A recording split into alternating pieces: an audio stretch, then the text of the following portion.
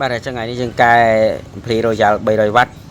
បាទជូនបងប្រុសនៅខាងដុំលងមលូចឹងម៉ូយើងនៅនឹងច្រើនដែរតែថ្ងៃនេះបងគាត់ជួសជុលអានេះហើយវាដើម្បីកុំឲ្យលឺដាច់ចឹងជាងស្រែមើល regulator គាត់បន្តិចដែរ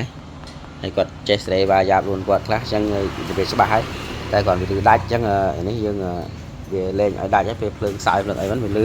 ហើយរបស់គាត់មួយទៀត 500W នោះអានោះកែហ្នឹងថែមក្របផងតែហ្នឹងយើងទុកសិនគាត់យកទៅមួយមុន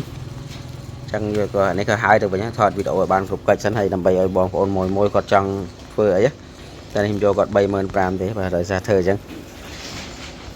ចឹងបើវាខូចអីខ្លាំងយើងធ្វើបានបើកែខ្លាំង20រៀលតែបើយើងធ្វើធម្មតាចេះបាទ 30,000 ជាងអីចឹងអរគុណច្រើនហើយជម្រាបលា